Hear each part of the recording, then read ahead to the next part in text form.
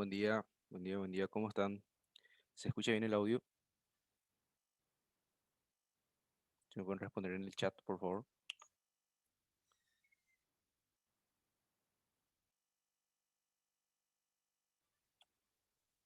Ok, bueno, entonces, esta semana como el laboratorio estaba con algunas reformas, me estaban comentando, entonces vamos a tener la parte práctica online. El doctor Lorenzo me pidió por favor que hagamos un repaso entonces general, sí, esta semana, de lo que son los primeros contenidos, sí, lo que es la parte de inflamación, la parte de adaptación y la parte de lesión celular entonces, ¿sí?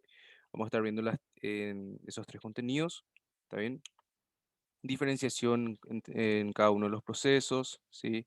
La parte de adaptación, los cuatro procesos adaptativos, entonces recordar un chiquitito, la parte de necrosis, las manifestaciones anatomopatológicas de cada uno de los tipos y la parte de inflamación, también diferenciación entonces entre lo que es aguda y crónica y los tipos especiales de inflamación entonces, ¿sí? Bueno, entonces empezamos con la parte de adaptación, ¿sí? Cuando hablábamos de adaptación, ¿a qué nos referíamos? Nos referíamos entonces a la serie, ¿verdad?, de cambios en Ujú. morfología y función. ¿Para qué? Para la preservación, ¿verdad?, de lo que era la viabilidad celular, decíamos.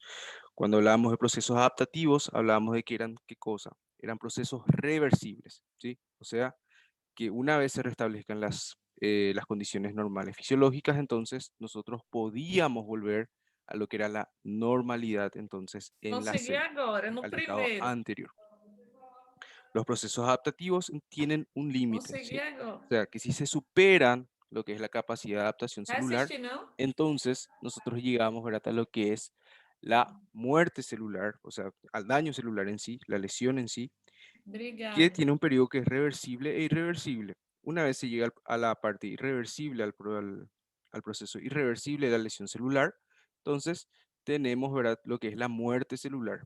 Entonces la serie o el conjunto de manifestaciones anatomopatológicas de la muerte celular es lo que llamamos necrosis, ¿verdad? Y por último vamos a estar entonces hablando de lo que es la inflamación de nuevo y las diferencias entonces entre los diferentes tipos. ¿Ok? Bueno, entonces, la célula cuando sufre adaptación podemos tener lo que es la hiperplasia, la hipertrofia, la atrofia y la metaplasia, ¿verdad? Entonces, el primero de los procesos que vamos a ir viendo entonces es la hiperplasia, ¿sí? La hiperplasia, nuestra definición era aumento del número de células, ¿verdad? Que consecuentemente lleva a qué cosa? Al aumento del tamaño del órgano, ¿verdad? Aumento del tamaño del órgano. Cuando decíamos hipertrofia nos referíamos al aumento de lo que era el tamaño de la célula en sí. Consecuentemente también teníamos lo que era aumento del tamaño del órgano. La atrofia, ¿sí?, que era pérdida de qué cosa, o sea, disminución del tamaño celular debido a qué cosa, a pérdida de los componentes estructurales, ¿verdad? Y la metaplasia, que era que el cambio de un tipo de epitelio por otro generalmente secundario a un estímulo patológico, ¿sí? Bueno, entonces, el primero, la hiperplasia, ¿sí? Como dijimos, hiperplasia, aumento del número de células, ¿sí? Entonces, en general, ¿verdad? Cuando tenemos un proceso hiperplásico, principalmente en formaciones epiteliales, ¿sí? O en todo caso, ¿verdad? Órganos que forman glándulas, ¿sí? Que tienen composición glandular. Entonces, lo que encontramos generalmente es, uno, un aumento, ¿sí?, del número de glándulas, ¿está bien? Entonces, vemos que tenemos un aumento del número de glándulas, ¿sí? Aumento del número de glándulas. ¿Qué es otra cosa que tenemos? Generalmente notamos una basofilia un poco mayor en comparación a lo que son los órganos normales. ¿Por qué? Porque nosotros tenemos en este caso aumento del número de células, ¿sí? O sea, aumento del número de los núcleos. Los núcleos de Sandbrat, que son los componentes que otorgan la basofilia a la célula, básicamente, ¿sí? Entonces, Por lo tanto, es esperable ver, ¿verdad?, un aumento de la basofilia principalmente en las zonas donde tenemos un proceso hiperplásico, ¿sí? Entonces, por aumento del número de células, ¿está bien? Los procesos hiperplásicos, el mecanismo de adaptación de lo que es la hiperplasia, puede ser o fisiológico o puede ser patológico, ¿sí? Puede ser fisiológico o patológico. Los procesos que son fisiológicos habitualmente son por estimulación hormonal, ¿sí? Por estimulación hormonal. Y los que son o por mecanismos compensadores también pueden ser. Ahora, los mecanismos que son patológicos, ¿sí?, habitualmente son por estimulación hormonal excesiva, ¿sí? Entonces, en este caso, tenemos entonces aumento del número de células. En esta siguiente lámina, ¿verdad?, tenemos lo mismo, pero ya es un mecanismo compensador, ¿sí? Acá vemos nódulos linfáticos. Entonces, ¿qué era? Nódulos linfóides, perdón. Entonces, ¿qué es lo que tenemos? Tenemos aumento, ¿sí?, de lo que es la basofilia general por un aumento marcado de la celularidad, ¿sí? O sea, una hiperplasia. Entonces, en este caso, una hiperplasia compensadora por proliferación entonces de los linfocitos, compensando lo que es, ¿verdad?, una compensación inmune ante una infección probablemente. Doctor, Ahora, macroscópicamente hablando, doctor, las hiperplasias van a traducirse en qué cosa? En un aumento del tamaño del órgano, ¿sí? doctor, ¿me escucha? Habitualmente cuando hay estimulación hormonal, les había dicho en clase, ¿verdad? Cuando tenemos un aumento del órgano por estimulación hormonal, generalmente tenemos a expensas de dos mecanismos, ¿verdad? De la que es la hiperplasia y la hipertrofia también. Pero habitualmente el responsable principal del crecimiento en sí del órgano, cuando hablamos de estimulación hormonal, es la hiperplasia, ¿sí? Entonces, en este caso, tenemos ahora lo que era próstata, ¿sí? La lámina que ya había explicado también en clase, ¿verdad? Pero, ¿qué es lo que tenemos? Comúnmente, ¿verdad? Próstata ¿Me tiene escucha, un doctor? epitelio que es cilíndrico pseudoestratificado, ¿sí? Doctor, ¿me Ahora, cuando escucha? nosotros tenemos una estimulación hormonal excesiva, entonces, ¿qué es lo que tenemos? Da el aspecto, ¿verdad?, de que tenemos una estratificación mayor, ¿sí? Ciertas zonas tenemos también crecimiento de lo que es la celularidad en el tejido conjuntivo, pero principalmente se manifiesta en lo que es el epitelio. Entonces, un marcado apilonamiento celular, ¿sí?, por una proliferación celular excesiva, ¿sí? Entonces, eso es característico entonces de lo que es la hiperplasia en sí. Entonces, aumento del número de células, ¿sí? Aumento del número de células. Entonces, en el caso del endometrio, también vemos lo mismo, ¿verdad? Dijimos, formaciones glandulares aumentan cuando hay un proceso hiperplásico, ¿sí? Entonces vemos, tenemos acá un mayor número de glándulas en general, ¿sí? Pero si nos fijamos otra vez en el epitelio en sí de la glándula, entonces, ¿qué encontramos? Encontramos ya una estratificación muchas veces de lo que es el epitelio, entonces apilonamiento celular por estimulación hormonal excesiva, ¿sí? Am, Hiperplasia fisiológica y patológica, ambos son debido a las hormonas. La hiperplasia fisiológica, sí, puede ser por hormonas o puede ser un mecanismo compensatorio, ¿sí? Mecanismo compensatorio, por ejemplo, una hiperplasia linfoide, ¿sí? Es un mecanismo compensatorio. O, por ejemplo, una hepatectomía, entonces hay pérdida, ¿verdad?, de lo que es tejido, entonces las células empiezan a proliferar. En ese caso tenemos una hiperplasia fisiológica, pero es compensatoria. La hiperplasia prostática, por otro lado, ya es patológica, ¿sí? Suele ser por una estimulación hormonal excesiva ya. Otro factor que puede inducir a una hiperplasia patológica, por ejemplo, es producción de factores de crecimiento por ciertos virus, ¿sí? Factores de crecimiento por ciertos virus, por ejemplo, o sea, el VPH, por ejemplo, puede producir factores de crecimiento que inducen a proliferación epitelial, por ejemplo, ¿sí? Entonces, fisiológica por mecanismos compensadores o por hormonas, y la patológica por estimulación hormonal excesiva o factores de crecimiento producidos por ciertos virus también, ¿sí? Bueno, entonces, crecimiento celular, aumento de la celularidad, ¿sí? Si vemos acá desde cerca, entonces, ¿qué vemos? ¿Verdad? Aumento de lo que es la cantidad de los núcleos, ¿verdad? Justamente, ¿verdad? Traducido en un aumento de lo que es el número de células, principalmente, ¿verdad? En la zona epitelial, ¿sí? Entonces, muchas veces da una impresión, ¿verdad? De apilonamiento celular por proliferación excesiva, entonces, de las células, ¿sí? En este caso tenemos piel, ¿sí? Vemos que una de las capas de la piel, entonces, está con una proliferación exagerada, ¿sí? O sea, hiperplasia, entonces, de una de las capas de la piel, o sea, aumento del número de células, ¿sí? E incluso si nos fijamos, algunas células, ¿verdad? Están hipertrofiadas en relación a otras, ¿sí? Hay algunas células que son de mayor tamaño. Entonces, como les dije, la estimulación hormonal y lo que es factores de crecimiento también pueden inducir a hipertrofia de las células, pero principalmente, ¿verdad? Decantan por la hiperplasia, ¿ok? Bueno. Entonces, eso en cuanto a la hiperplasia. Entonces, hiperplasia, aumento de lo que es el número de células, ¿sí? Cuando hablamos de hipertrofia, entonces nos referimos a qué cosa? Aumento del tamaño celular, ¿sí? El aumento del tamaño celular. Generalmente, cuando tenemos la hipertrofia, también podemos hablar de lo que es fisiológico y patológico, ¿sí? Fisiológico, como dijimos, pueden ser por estimulación hormonal también, o también puede ser por un mecanismo compensador como es el crecimiento muscular ante el ejercicio, ¿sí? Ahora, los que son fisiológicos también pueden ser por una estimulación hormonal excesiva o en todo caso se manifiesta principalmente en lo que es corazón, ¿sí? Corazón entonces, o sea, el crecimiento de lo que es el tamaño de las fibras, ¿sí? De los cardiomiocitos debido a, ¿qué cosa? A estímulos secundarios que son patológicos, como la hipertensión arterial, valvulopatías o en todo caso una miocardiopatía hipertrófica, ¿sí? Entonces, en este caso, ¿qué es lo que tenemos? Vemos corazón, ventrículo izquierdo, ¿verdad? Aumento de lo que es el grosor de la pared, ¿sí? Un aumento marcado del grosor de la pared. Incluso en ciertas zonas podemos ver necrosis, ¿verdad? O sea, zonas de infarto, o sea, necrosis de tipo coagulativo, ¿sí?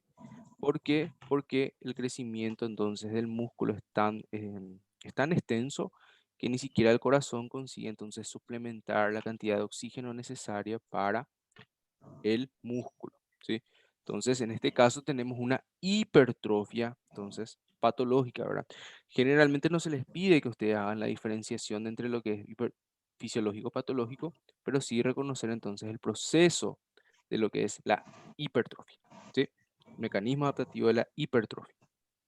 Si nosotros vemos en la parte microscópica, ¿qué es lo que notamos? Entonces, fibras de tamaño normal, ¿sí? Fibras hipertrofiadas, ¿sí? Entonces, ¿qué es lo que notamos? Aumento del grosor de la fibra en los cortes longitudinales, ¿sí? Muchas veces hay también un aumento de lo que es el tamaño del núcleo, ¿sí? No suele ser tan marcado como el aumento de lo que es el componente citoplasmático en sí, pero también hay, ¿sí? En comparación a lo que son fibras normales y en cortes transversales, como les había dicho en clase, ¿verdad? Comparación con fibras un poco más normales y otras que están hipertrofiadas entonces. Entonces pueden ver de esta manera, ¿sí? Fibras hipertrofiadas en comparación a otras que tienen tamaño un poco más reducido, ¿sí? Entonces cortes longitudinales, cortes transversales entonces. Vemos aumento entonces de lo que es el tamaño celular, ¿sí? Ahora, cuando tenemos, ¿verdad? Por estimulación hormonal en otros casos, muchas veces esta imagen, ¿verdad? Era la que había utilizado luego en clase, decíamos que generalmente lo que era el proceso hipertrófico en sí era a expensas de crecimiento, ¿verdad? De lo que era componente citoplasmático antes que el componente nuclear, ¿verdad? Entonces, el componente nuclear principalmente era la vasofilia de nuestro corte, ¿verdad? Y lo que era el componente citoplasmático, la eosinofilia. Entonces, nuestro esquema, ¿verdad? Podríamos hacer de la siguiente manera. Entonces, nuestra célula, ¿verdad? Ok. Entonces, Generalmente la relación núcleo-citoplasma, ¿verdad? De una célula normal es 1,4, puede ir hasta 1,6, ¿verdad? Después, cuando hay crecimiento, en el caso de una hipertrofia, entonces hay aumento del núcleo, pero en comparación el citoplasma suele ser más extenso el crecimiento citoplasmático, ¿sí? El agrandamiento citoplasmático. Entonces, muchas veces lo que podemos ver, ¿verdad? Son ciertas zonas, en todo caso acá vemos que hay algunas que tienen un halo eosinófilo mayor, ¿sí? O sea, volver chiquitito. Entonces, vemos un halo eosinófilo mayor en ciertas células que en otras zonas, por ejemplo. Acá, por ejemplo, podemos ver que hay una basofilia mayor. ¿Por qué? Porque no hay un halo eosinófilo en el caso de las células, ¿sí? Porque no están tan hipertrofiadas como otras, ¿ok? Pero generalmente, ¿sí? Generalmente se pregunta más de esta manera, ¿sí? Entonces, lo que es la hipertrofia en sí, macroscópicamente así, principalmente en lo que es corazón, microscópicamente de esta manera, ¿sí? El proceso hipertrófico en sí. Entonces, lo mismo, acá vemos, ¿verdad? Este es probablemente una cardiomiopatía hipertrófica, ¿sí? Aumento bastante marcado de lo que es el grosor de la pared del ventrículo izquierdo y microscópicamente ven como las fibras, lo normal es que estén bien ordenadas, bien alineadas, ¿sí? Pero en el caso de la cardiomiopatía hipertrófica, las fibras están completamente desordenadas, ¿sí? Eso vamos a estudiar después en la parte de las cardiomiopatías, pero nada más es para demostrar cómo hay un crecimiento bastante marcado de lo que es el tamaño entonces del cardiomiocito, o sea, un proceso hipertrófico, ¿sí? Bueno, entonces dos ya vimos, la hiperplasia, la hipertrofia. Cuando hablamos de atrofia, ¿sí? El proceso atrófico entonces es disminución del tamaño celular por pérdida de los componentes estructurales, ¿verdad? Entonces, puede ser también fisiológico y puede ser patológico. Las atrofias fisiológicas son las que ocurren en el proceso de desarrollo embrionario, ¿sí? Otro ejemplo también es el útero grávido, ¿verdad? Cuando se da a luz, entonces el útero termina sufriendo atrofia, ¿verdad? De lo que son los componentes celulares. Otro ejemplo, ¿verdad? Timo, entonces presente en el niño, ausente en el adulto. Habitualmente cuando hay atrofia de un órgano, generalmente lo que encontramos son nada más remanentes del órgano normal, ¿sí? Pero hay infiltrado de lo que es tejido adiposo, ¿sí? Hay infiltrado de tejido adiposo. Pero más común es ver de esta manera, ¿sí? Entonces vemos acá, por ejemplo, esto es músculo esquelético, corte transversal, ¿sí? Las fibras de las fibras musculares. Entonces, ¿qué vemos? Estas son fibras que son normales y estas son fibras que sufrieron atrofia, entonces, o sea, disminución de su tamaño. Cuando nosotros hablamos de atrofia, principalmente ya definimos lo que era la fisiológica, pero en el caso de la atrófica, entonces puede ser por distintas causas. Puede ser por efectos de la vascularización, puede ser por falta de uso, puede ser por envejecimiento, desnutrición, puede ser también por falta de estimulación hormonal, ¿sí? Entre otros, denervación también.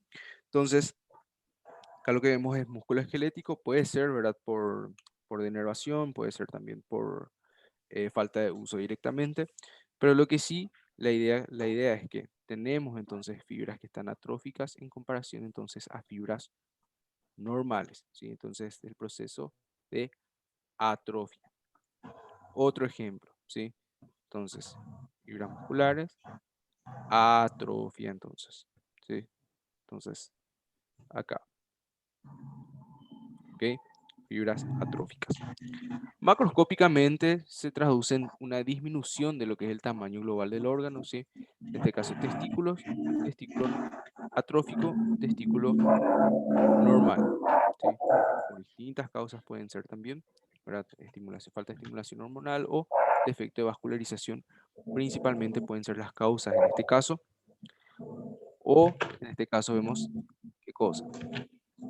Atrofia de la corteza, ¿sí? Atrofia cortical, o sea, demarcación bastante profunda de los surcos, ¿sí?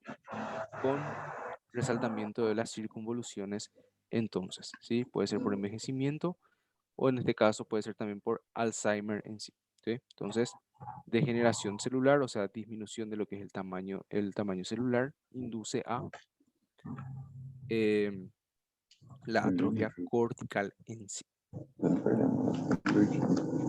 Cuarto mecanismo adaptativo, ¿sí? La metaplasia, ¿sí? Metaplasia. Entonces, ¿qué es lo que, cuál era la definición de metaplasia que hablábamos? Hablábamos de cambio, ¿verdad? De un epitelio por otro secundario, ¿verdad? Un estímulo que habitualmente es patológico, ¿sí? Entonces, son ambos epitelios funcionales. Pero ojo, en la metaplasia, cuando hay un proceso metaplásico, no se confundan con lo que es la displasia, ¿sí?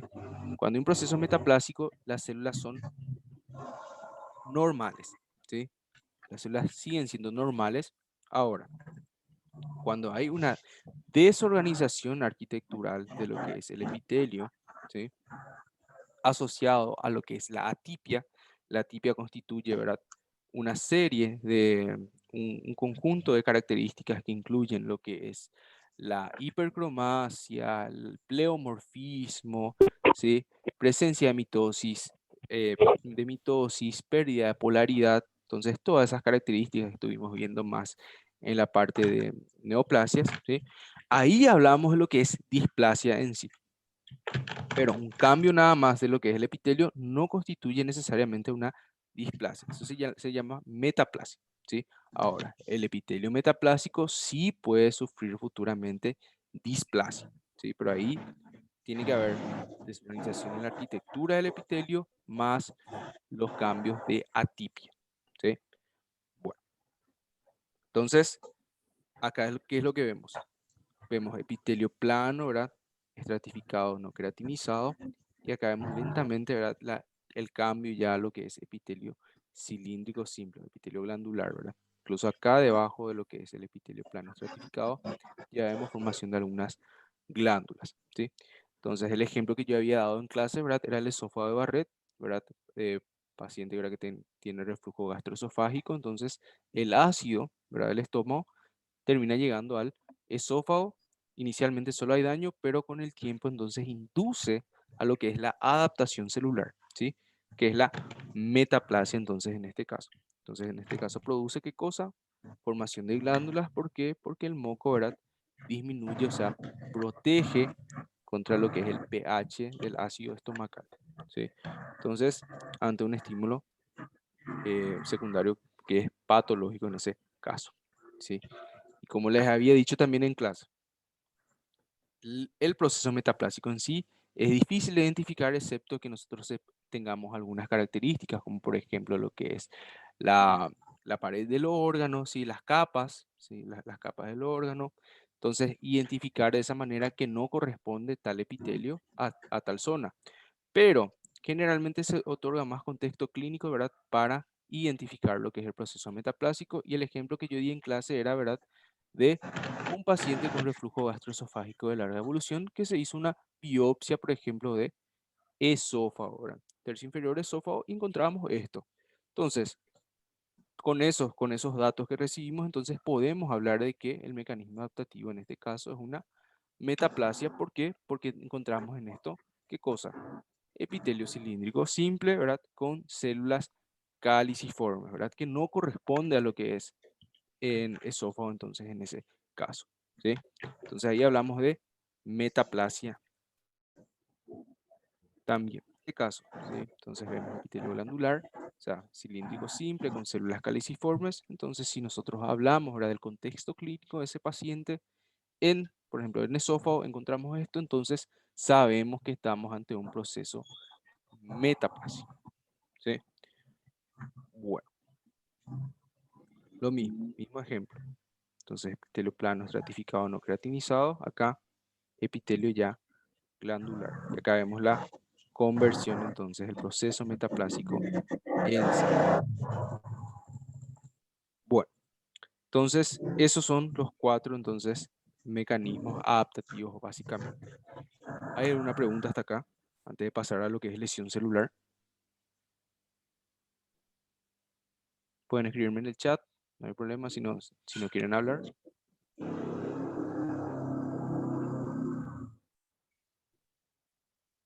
Bueno,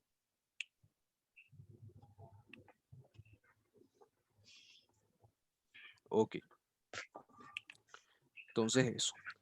Ahora, si nosotros, ¿verdad? Si la capacidad de adaptación se supera, ¿sí? Si ya no se consigue, la célula no se consigue más adaptar, el estímulo es demasiado fuerte como para que la célula se adapte, entonces ya empezamos a entrar en el campo de lo que es la lesión celular en sí. La lesión celular puede ocurrir por dos mecanismos: o la célula no consigue más adaptarse, o tenemos un estímulo que es inherentemente lesivo. ¿Qué significa eso? Que no le va a dar a la célula tiempo de adaptarse, ¿sí? Ejemplos son, por ejemplo, cambios bruscos de temperatura, ¿sí? O sea, temperaturas extremas, electricidad, radiación, ¿sí? Ácidos. Entonces, esos son estímulos inherentemente lesivos. O realmente la célula ya no puede adaptarse, ¿sí? Entonces, hay diferentes etiologías en cuanto a lo que es la lesión celular. Podemos hablar de disturbios metabólicos, hipoxia, defectos genéticos, ¿sí? Estímulos físicos, entre otros. Pero cuando nosotros hablamos de lesión celular, tenemos un periodo reversible y otro irreversible. Cuando llegamos a la parte irreversible de la lesión celular, entonces ella inevitablemente va a culminar con la muerte celular. Y nosotros lo que estudiamos en la parte de anatomía patológica principalmente, ¿verdad? Son esas manifestaciones entonces anatomopatológicas de la muerte celular y la clasificación entonces en cuatro grandes grupos, ¿verdad? A ver, ahí está.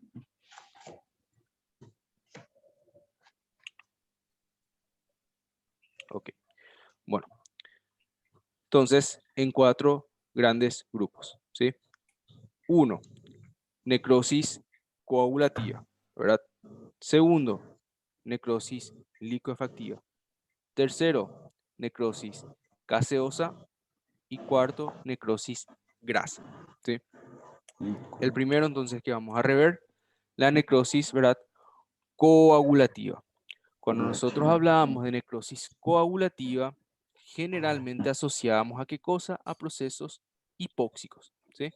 Procesos hipóxicos. La hipoxia generalmente induce a lo que es la necrosis de tipo coagulativa, porque la hipoxia activará lo que es el metabolismo anaerobio y muchas veces induce a qué? A disminución del, ajá, sí, hablamos, generalmente hablamos a qué cosa? A disminución de lo que es el pH intracelular, ¿sí? Esa disminución del pH intracelular produce qué cosa? Desnaturalización proteica, ¿sí? Produce desnaturalización proteica, pero no produce digestión enzimática, ¿sí? Esa desnaturalización proteica, ¿qué hace? Induce a que la arquitectura general del órgano quede preservada, lo que es el contorno celular queda preservado también, por lo menos por unos días, ¿sí? Entonces, nosotros tenemos, ¿verdad? Eh, a ver, dibujo, ok. Bueno, tenemos nuestra célula, ¿sí? Núcleo. Entonces, cuando hay un proceso, cuando tenemos la necrosis coagulativa, entonces, ¿qué es lo que ocurre? Nosotros tenemos desnaturalización de proteínas y enzimas, ¿sí? Por la disminución de lo que es el pH, ¿verdad? Entonces tenemos disminución de lo que es el pH, ¿sí? Entonces nosotros tenemos lo que es la desnaturalización proteica en sí, ¿ok? Entonces esa disminución del pH, em, a medida que pasa el tiempo, ¿qué induce? Induce a cambios en el núcleo, ¿sí?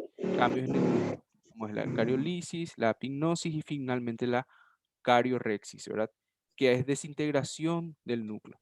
Entonces, habitualmente lo que ocurre es que nosotros tenemos, ¿sí? Nuestra célula, el contorno celular está conservado y hay un aumento de lo que es la eosinofilia general, ¿sí? ¿Por qué? Porque el núcleo suele estar ya ausente, ¿sí? hay ausencia de lo que es el núcleo y otros componentes proteicos intracelulares, ¿sí? Entonces, se mantiene el contorno, ¿sí? Se mantiene el contorno, pero lo que es el interior celular, la basofilia, entonces disminuye por pérdida del núcleo, ¿sí? Entonces, por lo tanto, en general vemos esta zona un poco más eosinófila, ¿sí? Por una disminución de la cantidad de los núcleos, ¿sí? Núcleos que llegaron a cariorexis. Y también, ¿qué cosa? La estructura en sí del órgano, la arquitectura, incluso ven cómo se mantiene más o menos lo que es la arquitectura normal del órgano. Entonces, queda conservado, ¿sí? Esa es la necrosis de tipo coagulativa, ¿ok? Y generalmente se asocia a lo que es la ¿qué cosa? La hipoxia, ¿sí? La hipoxia. Excepto, ¿sí? Excepto, después vamos a tocar mejor, excepto en el cerebro, ¿sí? En el cerebro la hipoxia produce una de tipo licuefactiva que tiene nombre especial, que es la colicoactiva, ¿sí? Vamos viendo enseguida. Entonces, asociamos esto a lo que es desnaturalización proteica, ¿sí? Fenómenos hipóxicos, ¿sí? Entonces, pérdida de lo que son los núcleos, pero mantenimiento de lo que es el contorno general. Entonces, por eso macroscópicamente lo que vemos principalmente es una zona un poco más con pérdida de la coloración normal del órgano, ¿verdad? Porque tenemos una zona de infarto, ¿sí? Y microscópicamente vemos esto, ¿ok?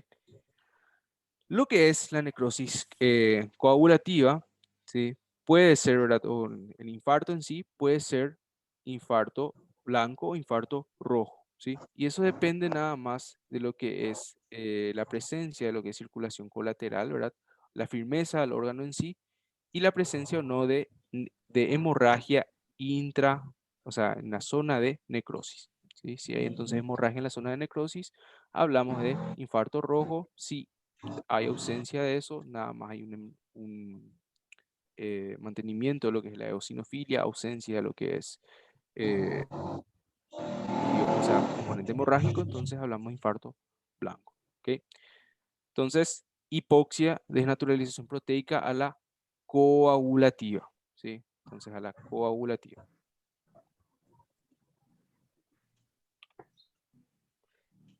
Siguiente, viene, ¿cuál? La necrosis licuefactiva, ¿sí? En la necrosis licuefactiva nosotros asociamos a infecciones, sí, bacterianas o fúngicas, o en el cerebro si hay hipoxia, ¿sí? En el cerebro también si hay hipoxia hay una de tipo licuefactiva, pero tiene nombre especial, repito, la colicoactiva, que vamos a ver enseguida. Entonces, macroscópicamente, ¿qué es lo que nosotros vamos a ver? Vamos a ver estas cavitaciones, ¿sí? Zonas de cavitaciones con presencia de qué cosa? De pus. ¿Por qué? Porque pus, el pus, o sea, la pus es un exudado, ¿verdad? Purulento, o sea, un exudado con alta cantidad de detritos celulares y neutrófilos, ¿verdad? Y básicamente los detritos celulares son consecuencia de qué cosa? De la digestión enzimática, ¿sí? De la digestión enzimática producida por las bacterias o incluso por las células inflamatorias en sí, por los neutrófilos en sí, ¿ok? Entonces esa digestión enzimática es lo que produce la necrosis licuefactiva. Entonces claramente pueden ver, ¿verdad? Que acá está mantenido lo que es la arquitectura general del órgano, sin embargo acá no, ¿verdad? Hay cavitaciones e incluso acá perdemos completamente lo que es la estructura normal del órgano. ¿Por qué? Porque hay digestión enzimática de toda esta zona.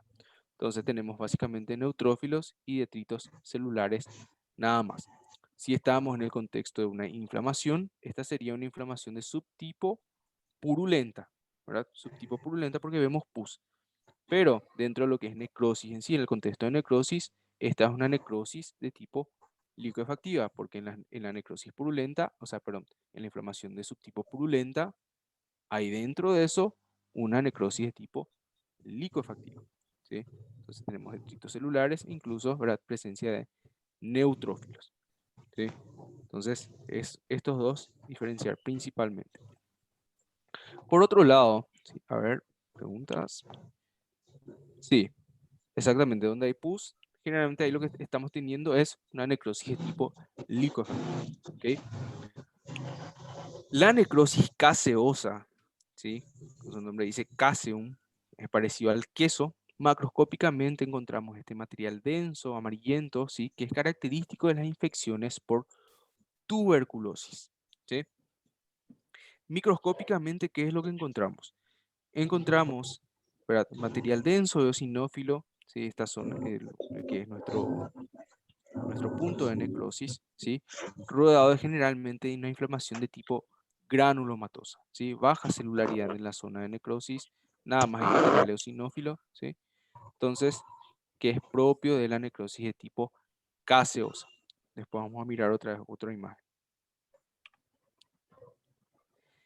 La necrosis grasa, por otro lado, cuya causa, ¿verdad? Suele ser la producción de lipasas, ¿sí? El contacto con lipasas o en todo caso em, eventos traumáticos, ¿sí? Entonces, ¿qué es lo que ocurre? Macroscópicamente tenemos estas zonas que son un poco más blanquecinas, ¿sí? Que se describen muchas veces como aspecto de tiza o en todo caso en portugués, giz, ¿sí? Entonces, estas zonas un poco más blanquecinas, ¿sí? Son zonas de necrosis grasa. Microscópicamente, ¿sí? Entonces, como sabemos, ¿verdad? Los adipocitos, si voy a hacer acá un ratito, un dibujo. Entonces, los adipocitos suelen ser bien redondeados en todo caso con el, la membrana plasmática relativamente lisa, ¿sí? Ahora, cuando nosotros tenemos una necrosis de tipo grasa, ¿qué es lo que ocurre? Nosotros podemos presentar o adipocitos que tienen rugosidades, ¿sí? Rugosidades, ¿sí? En lo que es la membrana plasmática, o directamente adipocitos cuya continuidad de la membrana plasmática está perdida, que induce a qué cosa? A liberación o pérdida de lo que es, ¿verdad? Lípidos al espacio extracelular. Entonces, teniendo en cuenta esa descripción, podemos notar, ¿verdad? Como acá. Nosotros acá tenemos zonas de necrosis grasa, ¿sí? Directamente hay pérdida de lo que es la integridad de la membrana plasmática de los adipocitos. Acá directamente vemos algunos adipocitos con la membrana arrugada, ¿sí? Con rugosidades en la membrana plasmática, ¿sí? Acá otros, acá también, ¿sí? Entonces, directamente pérdida de lo que es la integridad en sí de la membrana plasmática es característico de la necrosis grasa, ¿sí? Todo esto es necrosis grasa, ¿sí? Son distintos adipocitos con pérdida de lo que es la integridad epitelial, o en todo caso, la integridad de la membrana plasmática, perdón, o en todo caso, rugosidades en la membrana, ¿sí? Entonces, la excepción es el cerebro, ¿verdad? Decíamos, la hipoxia habitualmente produce necrosis de tipo coagulativa. Ahora, en el cerebro, la hipoxia sí produce lo que es la de tipo licuefactiva y tiene el nombre especial que es la necrosis colicuativa, ¿sí? Colicuativa. Entonces, microscópicamente va a tener el aspecto, ¿verdad? De lo que es la necrosis licuefactiva, o sea, presencia básicamente de detritos celulares nada más. ¿Por qué? Porque hay digestión enzimática, ¿sí? Acá también otra imagen. Entonces, esta zona, ¿verdad? De necrosis, donde vemos material eosinófilo, restos nucleares también por digestión enzimática, pero la única diferencia entonces que tenemos es la presencia entonces de células del sistema nervioso central, ¿sí? Eso es lo único que nos diferencia. Entonces generalmente vemos así, ¿ok? La necrosis colicuativa entonces, que suele ser por hipoxia, ¿ok?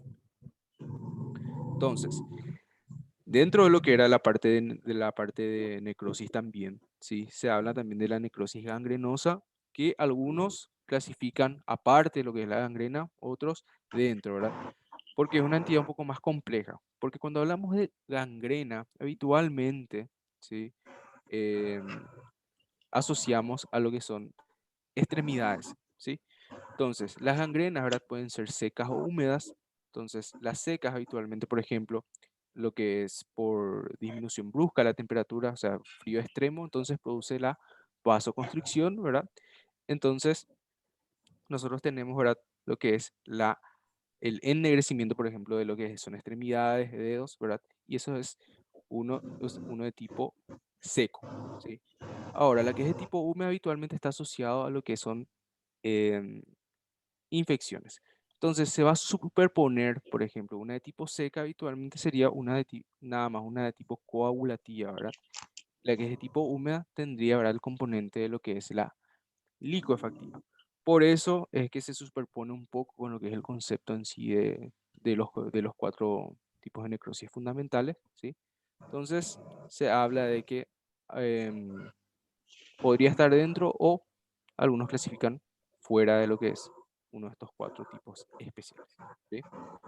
Entonces, antes de entrar en inflamación, preguntas con la parte de necrosis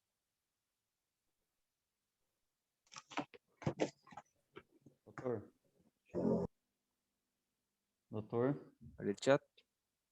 lá necrose liquefativa, de onde há o pus em lá a lâmina?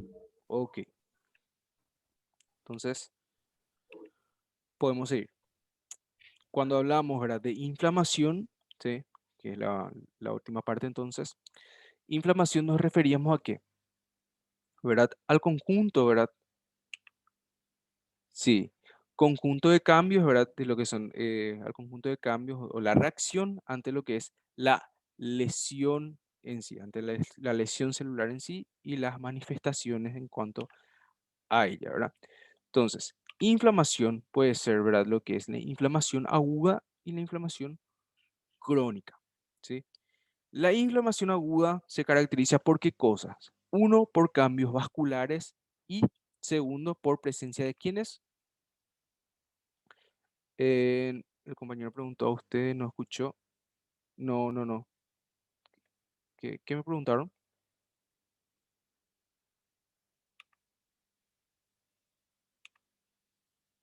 Sí, sí, sí. No sé si hubo problema con el audio.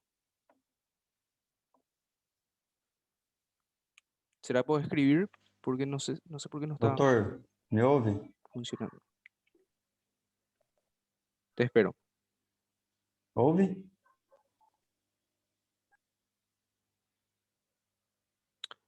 Ok. Vamos a ver.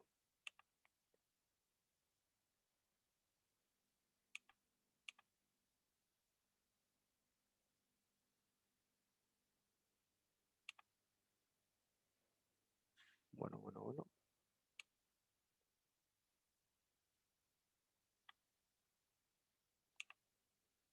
La lámina licuefactiva. Vamos a volver. Sí. En esta. ¿En esta te referís? Bueno, todo esto es pus básicamente. ¿Sí? Todo esto es detritos celulares, o sea, restos celulares y presencia de neutrófilos. ¿Sí? Entonces, acá podemos ver mejor. Voy a cambiar un poquitito. Voy a adelantar nomás nada más. Después volvemos a mirar. Miren esto.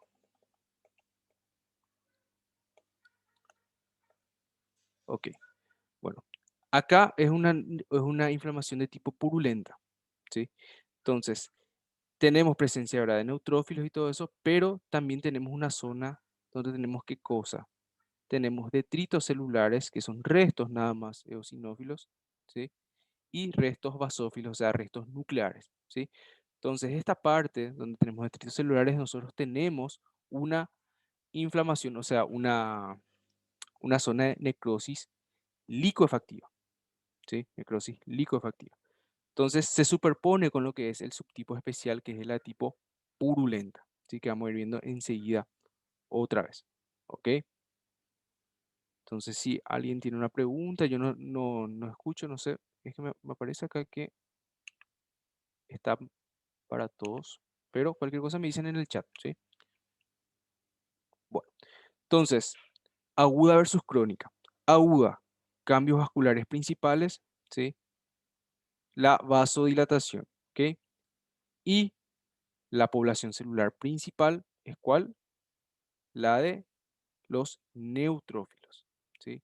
Neutrófilos Entonces, ¿ok? Ahora, en la parte de lo que es crónica, principalmente, ¿qué células son? Los linfocitos, ¿sí? Linfocitos también pueden estar presentes macrófagos y lo que son los plasmocitos y la presencia de fibrosis, entonces algo característico en ese caso, ¿ok? Bueno, entonces esa es la diferencia principal. Cuando hablamos de inflamación aguda, hablamos de que de pocos días de evolución, ¿sí? Unos días nada más. Ahora, cuando hablamos de inflamación crónica, puede ser semanas o meses entonces de inflamación, ¿sí? Macroscópicamente, la inflamación que es aguda, ¿sí? La inflamación aguda tenía la tetrada de Celso, ¿verdad? Que era la presencia de rubor, calor, tumefacción, dolor, ¿sí? Y nosotros veíamos qué cosa, el rubor y la tumefacción, ¿sí? Eso era lo característico entonces de la inflamación aguda. Ahora, cuando nosotros teníamos una inflamación crónica, generalmente la presencia de fibrosis inducía a qué cosa? A incremento del grosor de lo que es la pared del órgano, ¿sí? Aumento de lo que es la rigidez, ¿sí? La rigidez del órgano en sí, disminución, o sea, aumento de lo que es la disminución de la coloración en sí del órgano, ¿sí? Más blanquecino. Y también, ¿qué cosa? Teníamos ausencia de esos signos inflamatorios tempranos, ¿sí? En todo caso, esta es una vesícula biliar, entonces acá con inflamación crónica, con inflamación aguda, ¿sí? Microscópicamente, ¿verdad? Presencia de neutrófilos definía lo que era la inflamación de tipo aguda y la presencia de linfocitos, ¿verdad? Linfocitos, en todo caso macrófagos también, definía lo que era la inflamación de tipo crónica, además de la presencia de fibrosis ya en ciertas zonas, ¿ok? Entonces, eso. Ahora, cuando nosotros hablamos, ¿sí? Yendo otra vez a la parte de inflamación aguda, ¿sí? Presencia de lo que es tumefacción y zonas, ¿verdad? Donde teníamos un poco más de rubor, ¿ok? Crónica, entonces rigidez ya del órgano, ausencia de los signos inflamatorios iniciales, aumento del grosor de la pared, ¿ok? Ahora, nosotros teníamos tipos especiales de inflamación aguda, ¿sí? Que son el tipo seroso, el fibrinoso, el purulento y el ulcerado, ¿sí? Son cuatro tipos entonces especiales de inflamación aguda: seroso, fibrinoso, purulento y ulcerado. Entonces, básicamente lo que hay diferencias en el grado de extravasación, ¿sí? La extravasación es que la propiedad que permite el paso, ¿sí? De lo que es líquido intravascular o proteínas o incluso células al espacio extravascular, ¿sí? Eso es la extravasación. Ahora, entonces nosotros tenemos estos cuatro tipos especiales, ¿sí? Hay diferencias principalmente entre lo que es qué cosa, si son exudados o si son trasudados, ¿sí? Entre estos tres principalmente. ¿Qué era un trasudado? Un trasudado era un ultrafiltrado del plasma, pero tenía poca cantidad de ¿qué? De proteínas y células, ¿sí? Ahora, un exudado tenía alta cantidad de proteínas y alta cantidad de células, ¿verdad? Entonces, el ejemplo típico de un exudado es la pus, ¿sí? Entonces, acá, de nuevo, microscópicamente, ¿verdad? Inflamación de tipo aguda, ¿sí? Presencia de neutrófilos. Entonces, el primer tipo especial, la inflamación de tipo serosa, ¿sí? Inflamación de tipo serosa. La inflamación de tipo serosa es característica de quiénes? Característica de las enfermedades vesículo-ampollosas, ¿sí? Enfermedades vesículo-ampollosas. Entonces, otra inflamación serosa, otro ejemplo de inflamación serosa también son los derrames pleurales, ¿sí? O derrames pericáricos también, ¿sí? Son ejemplos de inflamaciones de tipo serosa. Generalmente los líquidos, ¿sí? Son de la inflamación de tipo serosa, son claros, ¿sí? No son espesos, ¿sí? En todo caso suelen ser citrinos. ¿Por qué? Porque tienen baja cantidad de proteínas y baja cantidad de células. Entonces, nosotros, por ejemplo, explotamos una ampolla, una quemadura, y suele ser bien líquido, no suele ser bien líquido, suele ser bien transparente también lo que es el líquido que estaba dentro, ¿verdad? Entonces, ese es el ejemplo de la inflamación de tipo serosa. Microscópicamente es fácil identificar una de tipo serosa porque el ejemplo común es el de una enfermedad vesícula ampollosa, y lo que nosotros encontramos es, ¿qué cosa? La separación, ¿sí? Principalmente, sí, exactamente, es un trasudado, ¿sí? Y en la parte de, cuando nosotros hacemos lo que es la microscopía, ¿verdad? Vemos qué cosa, separación de lo que es epidermis, ¿sí? De hipodermis, ¿ok?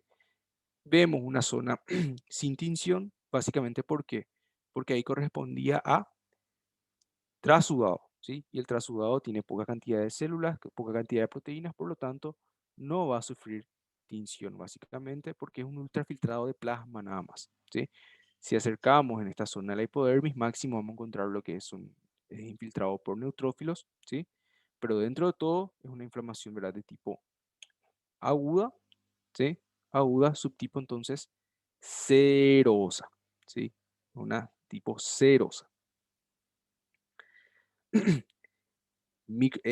Otro ejemplo, ¿verdad? Son los derrames pleurales, ¿sí? Acá tenemos corazón, acá tenemos lo que es, ¿qué cosa? Pulmón colapsado, ¿sí? Entonces, costilla, ¿verdad? Entonces acá que tenemos derrame pleural, ¿sí? Entonces, otro ejemplo de lo que es una inflamación de tipo serosa. Ahora, cuando entramos en lo que es inflamación de tipo fibrinosa, el ejemplo típico es lo que ocurre, ¿verdad? En enfermedades del pericardio, así como derrames pericárdicos o pericarditis. Entonces, ¿qué ocurre?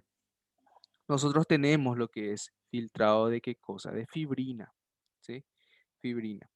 Y la fibrina inicialmente, ¿verdad? Tiene este aspecto rojizo, ¿sí? Que se acopla a lo que es la pared del pericardio o pared del corazón, ¿sí?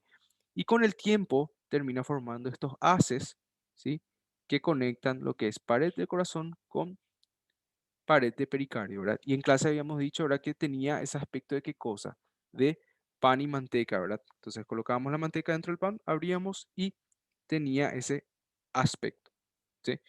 Entonces eso es característico de la inflamación de tipo fibrinosa. Entonces, microscópicamente es un poco más difícil de identificar. ¿Por qué? Porque sin contexto, ¿sí? Sin contexto de que estamos en pericardio, en espacio pericárdico, nada más encontramos lo que es este material eosinófilo, ¿verdad? Con tinciones especiales, sí, da para identificar mejor, pero en este caso, no. Cuando hablamos, ¿verdad? De la inflamación de tipo purulenta, es macroscópicamente presencia de pus. No duden, presencia de pus, entonces de tipo purulenta, ¿sí? Inicialmente, un derrame pericárdico puede ser seroso, ¿sí? Ahora, con el tiempo sí puede haber lo que es extravasación de fibrina, y ahí sí podemos ver esto, ¿sí? Ahí sí podemos ver esto, o podemos incluso llegar a ver formación, entonces, estos haces que conectan ambos, la pared del pericardio con la pared del corazón en sí. Pero en un estadio bien temprano, un derrame pericárdico sería de tipo seroso, ¿ok?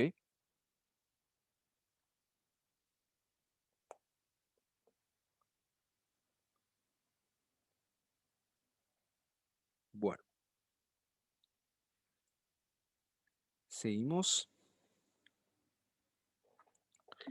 Entonces, microscópicamente, entonces dijimos que cuando tenemos una inflamación de tipo purulenta, ¿verdad? Es porque hay zonas donde tenemos necrosis de tipo liquefactiva, ¿verdad? Que son las zonas donde hay acumulación de pus, ¿verdad? En este caso acá tenemos principalmente era una de tipo liquefactiva, nada más vemos restos, ¿sí? Celulares, detritos celulares, abundantes neutrófilos estamos viendo entonces en esa zona, ¿sí? Entonces, dentro del contexto de una inflamación, es una de tipo purulenta, ¿ok? Vemos pus, entonces de tipo purulenta también. En este caso, una peritonitis purulenta, ¿sí? Presencia de pus, entonces subtipo purulenta, ¿ok? Y la de tipo ulcerativa, sí, es fácil de identificar también porque nosotros encontramos qué cosa, pérdida de lo que es la integridad del epitelio, ¿sí? Microscópicamente vemos acá que tenemos epitelio, pérdida brusca de la integridad epitelial con excavación, ¿sí? Y acá recuperación otra vez de la integridad. Entonces hay una solución de continuidad acá que nos da la pauta de que estamos entonces ante una de tipo ulcerativa, ¿sí? Acá también pérdida de la integridad epitelial, incluso vemos algunos signos inflamatorios, en este caso rubor, ¿sí? Entonces nos da la pauta de que estamos entonces ante una inflamación aguda de subtipo ulcerativa, ¿sí? Llegando a la crónica, entonces, ¿qué era lo característico? Uno, presencia entonces de nidos así de linfocitos, ¿sí? Principalmente, ¿ok? Ven como acá tenemos formaciones glandulares, esta es una cielodenitis crónica, entonces tenemos formaciones glandulares, pero en esta zona ya hay una ausencia marcada de las glándulas. ¿Por qué? Porque fue invadida por tejido fibrótico, ¿sí? Fibrosis entonces. Entonces acá tenemos dos características importantes de lo que es la inflamación crónica. Presencia entonces de linfocitos, ¿sí? Que generalmente se agrupan más en nidos, y presencia de fibrosis entonces, ¿ok? Esas dos características entonces propias de la inflamación de tipo crónica. Si acercamos, vemos que principalmente nuestra población celular es de linfocitos, entonces, linfocitos. Y el subtipo especial entonces de la inflamación crónica, ¿verdad? Es la inflamación granulomatosa, ¿verdad? Que generalmente es como mecanismo de contención, ¿sí? De lo que son o cuerpos extraños o en todo caso microorganismos intracelulares, ¿verdad? Que son incapaces de ser digeridos por los macrófagos. Entonces, lo característico es esta formación, ¿sí? Esta alineación en herradura de la combinación de varios macrófagos, ¿sí? Rodeados de un collarete de linfocitos. Entonces, esto es propio entonces de lo que es la inflamación granulomatosa. Esta es una célula gigante de Langerhans entonces, ¿sí? Incluso acá vemos otras células gigantes de Langerhans, ¿sí? Y acá vemos una zona de necrosis caseosa, ¿sí? Entonces estaba rodeado de inflamación granulomatosa, necrosis gaseosa, ¿ok? Células gigantes de Langerhans. Entonces, hasta ahí termina, ¿sí? Ahí hablamos entonces de los tres tipos, de las tres clases principales, ¿sí? Diferenciación entre lo que son los tipos de adaptación, diferenciación entre lo que son los tipos de necrosis, ¿sí? Inflamación aguda, crónica y también la diferenciación entre los cuatro tipos de inflamación aguda especiales, ¿sí? ¿Hay preguntas hasta acá? Doutor, Creo que mejor escribir en el chat porque no, no não sé por qué no escuta. les consigo escuchar a ustedes, ¿sí? Entonces, si hay alguna pregunta, espero un ratito en el chat. Si es que no, entonces ya están liberados, ¿sí?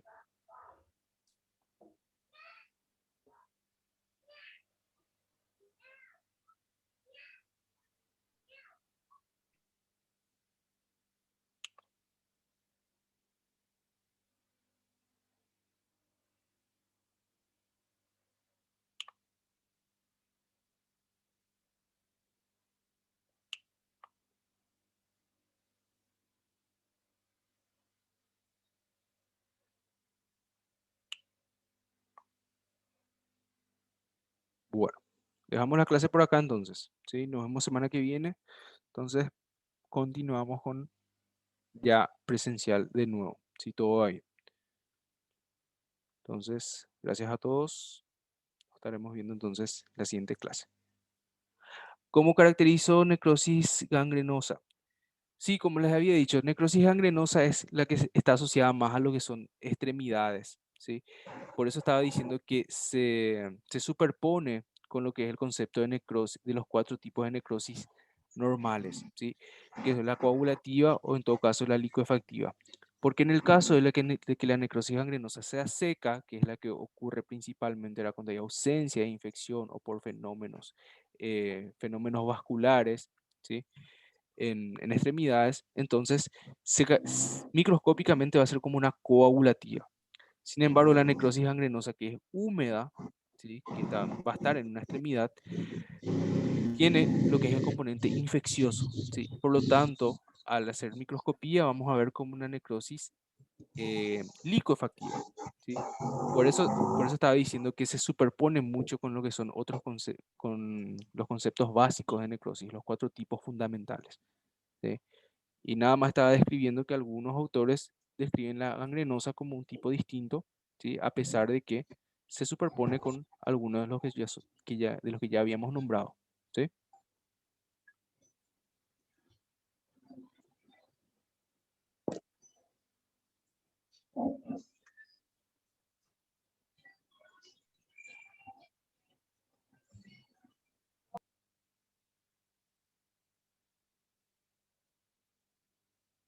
Bueno. Si no hay más ninguna pregunta, dejamos por acá, ¿sí?